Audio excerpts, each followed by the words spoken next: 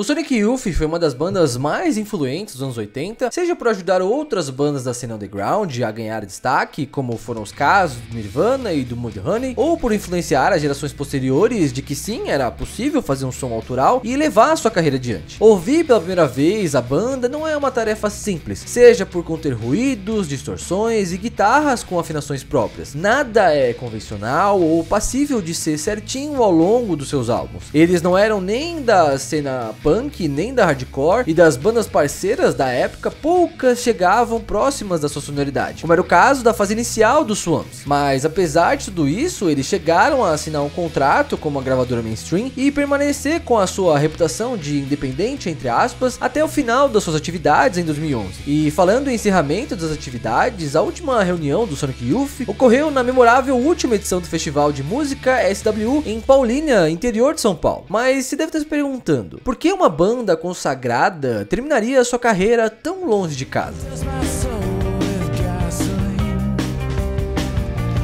Nascida em 1953 na Califórnia, a Kim Gordon presenciou desde o fim do verão utópico hippie, com a série de assassinatos comandados por Charlie Manson ao protopunk do Stooges e o nascimento da cena hardcore a partir de bandas como Black Flag. Graduada em artes plásticas, a Gordon se interessava por pinturas e esculturas e quando chegou em Nova York teve vários empregos para se sustentar e em oportunidades em galerias de artes. Ela conta que sempre foi educada para ser artista, mas não uma musicista, e que isso mudou após tocar com alguns músicos da cena no wave. Thurston Moore era o tipo garoto que, ao chegar em Nova York, se identificou logo de cara com as aspirações artísticas que a cidade proporcionava. Mas voltado para o punk, o Moore era frequentador do CBGB e fazia parte de uma banda chamada Coachman. E assim com os dois, Lee Ranaldo também possuía fortes ligações com artes e cinema e era ligado a uma banda. No caso, ele era um dos 6 guitarristas da Glim Branca, compositor vanguardista que ficou famoso por suas obras relacionadas a composições dissonantes da guitarra. Logo após assistir ao show de Branca, o Moore entrou em contato com Ranaldo. O final da década de 70 ficou marcado pela efervescência da cena punk de artistas que frequentavam a CBGB em Nova York, como Blonde, Talking Heads,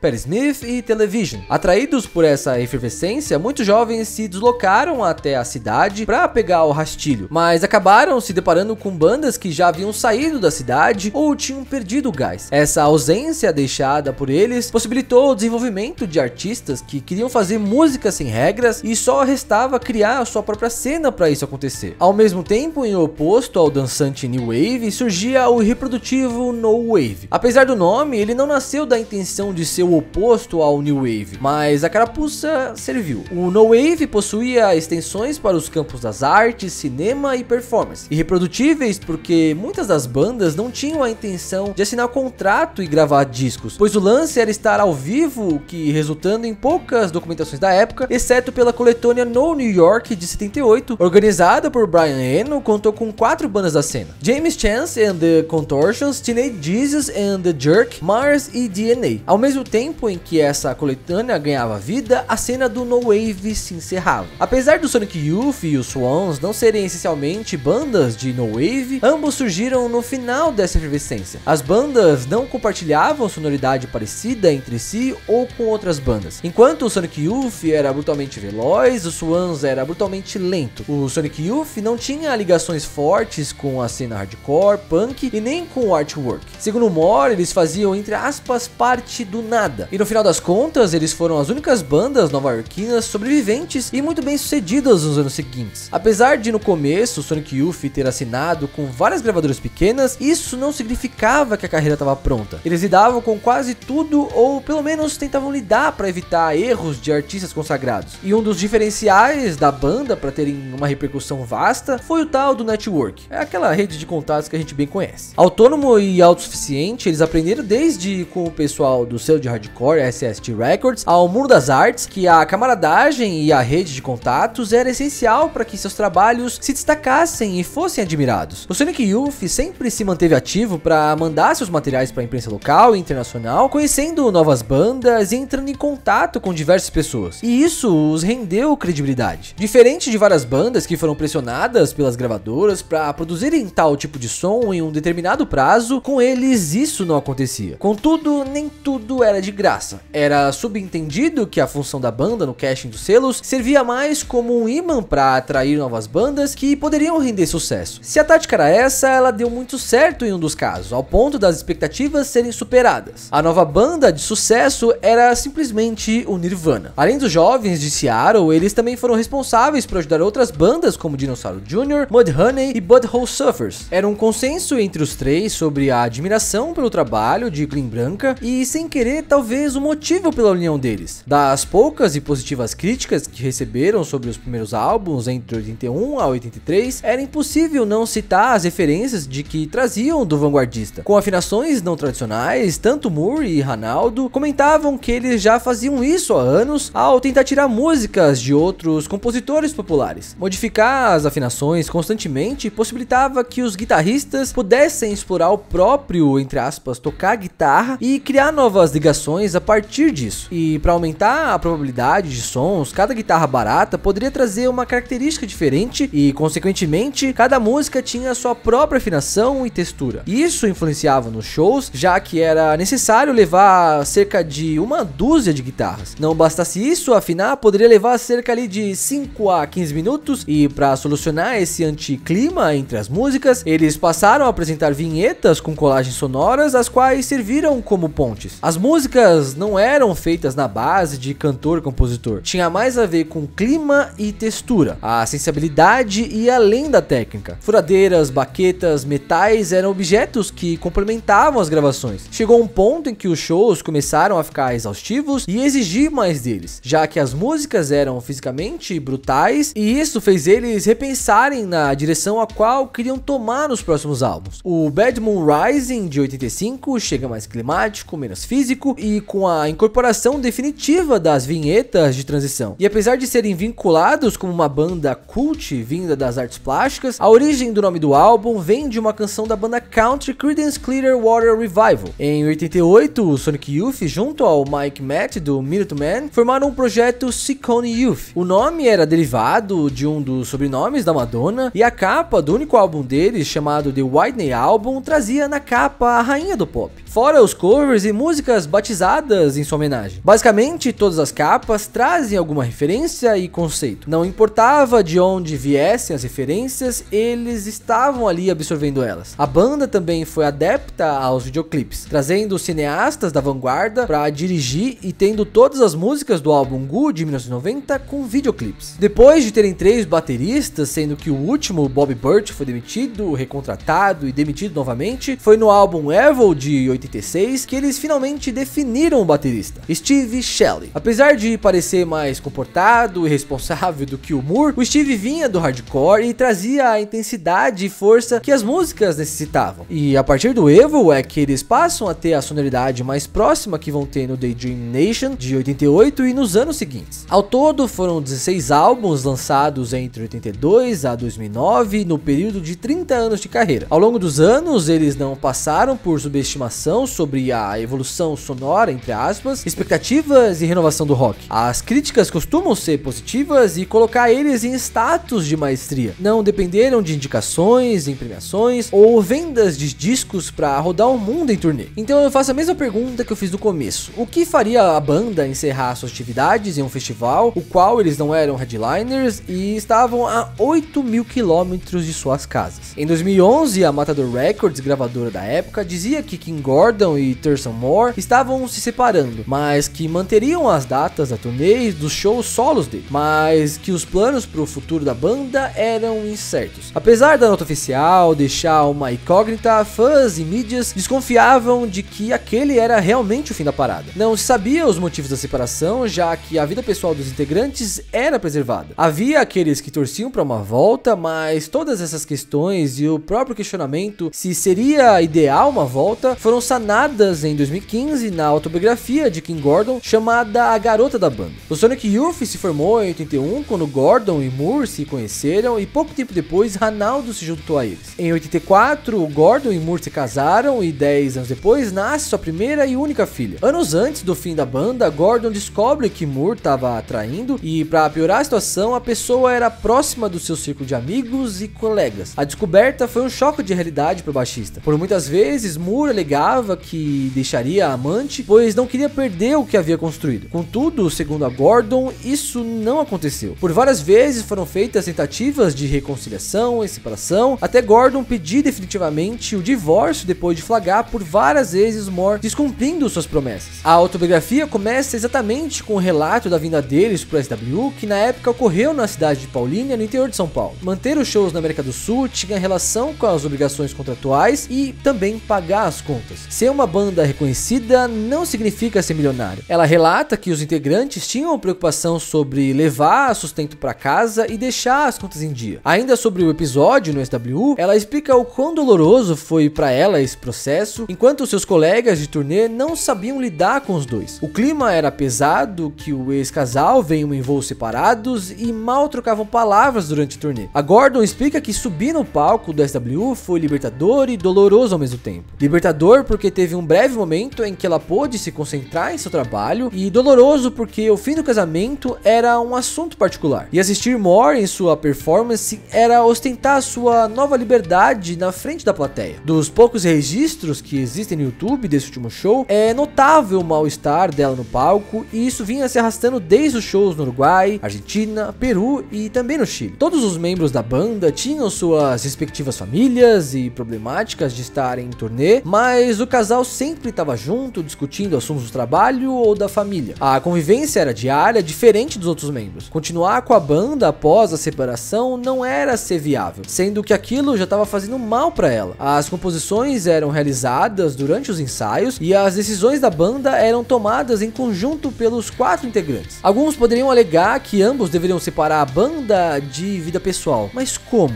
Uma banda deve continuar pelo apelo do público ou pelo zelo do bem-estar dos integrantes? A conta de satisfação para ambos os lados não fecha diante dessa situação toda. O que Kim Gordon fez foi respeitar seus próprios sentimentos e não aceitar conviver com alguém que não tinha mais apreço por seus valores dentro de um relacionamento, seja ele pessoal ou trabalhista. Em um texto escrito por Elizabeth Chappell, o qual o título em português seria Como Kim Gordon e Thurston Moore puderam se separar, a autora comenta que a imagem do casal por muitos anos era de que eles conseguiram mostrar que era possível ser rockstar, construir uma família, eram descolados e autênticos, e que até mesmo para Elisa isso foi uma inspiração. Contudo, ao final ela propõe uma reflexão: por que eles deveriam ser diferentes do resto de nós? Com quem diz que apesar de eles serem famosos, eles eram meros mortais como a gente mesmo. Apesar do encerramento das atividades, todos os membros continuaram no ofício da música. A lista é longa e vamos resumir o currículo de cada um aqui, tá? Eles lançaram diversos trabalhos, seja em carreira solo, parcerias ou na produção, mas paralelo ao Sonic Youth, eles já faziam isso. Do Thurston Moore, podemos citar o By the Fire, de 2020, e do Lee Ranaldo, Between the Times and the Tide, de 2012. Em 2012, Kim Gordon se junta a seu amigo Bill Nace e montam o projeto Bodyhead, com 3 álbuns lançados, sendo de estreia Coming Apart, de 2013. Em 2019, ela lança seu primeiro álbum solo, No Home Records, o qual foi recebido positivamente pela crítica. Steve Shelley também entrou para a banda Riviera Gas, que conta com 2 membros da banda paulistana Forgotten Boys, Gustavo Riviera e o Paulo Kishimoto. Ele também produziu Nábia, o primeiro álbum de Cinnamon Tapes, nome artístico da paulistana Susan Souza. E dentre suas principais atividades no momento estão ser DJ e host em rádios e realizar a curadoria para o seu selo Vampire Blues. No cinema, Ranaldo produziu a trilha do filme brasileiro. Ainda temos A Imensidão da Noite, dirigido por Gustavo Galvão. Nas artes, Kim Gordon realizou instalações, performances e exposições. De todos, o Lee Ranaldo é dos integrantes o mais brasileiro. Ele retornou ao Brasil várias vezes, realizando shows, parcerias, lançamento do seu livro traduzido, enfim, o cara virou brazuca. Novos trabalhos para se aventurarem não faltaram, e materiais de inéditas do Sonic Youth também é o que não falta. Quem ficou mais atento às movimentações da banda durante a pandemia pode notar que eles estão lançando constantemente materiais inéditos, como as raridades e gravações de shows disponibilizados no Bandcamp.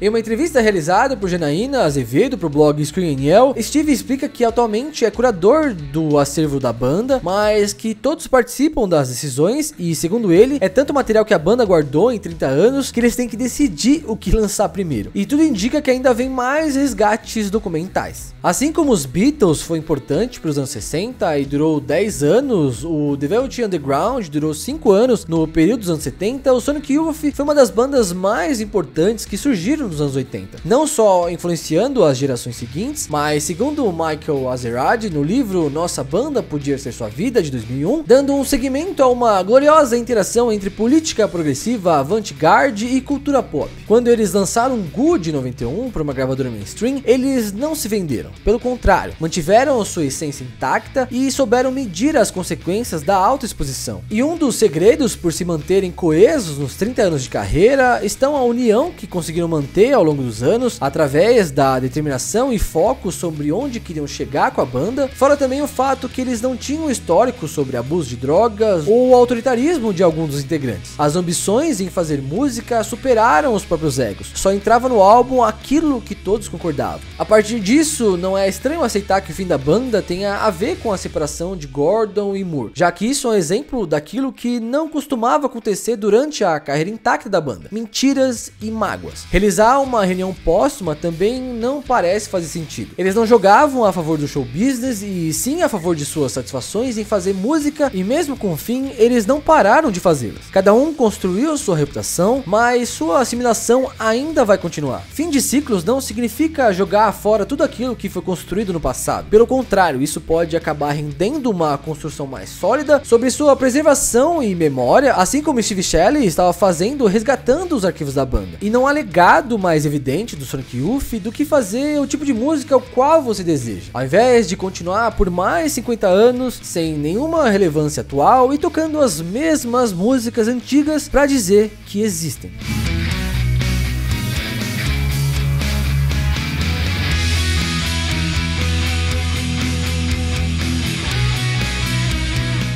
A gente gostaria de agradecer a Ana Bogaciovas, fotógrafa e videomaker, por ter auxiliado na pesquisa do roteiro, e a todos que de alguma forma apoiou a gente durante esse processo.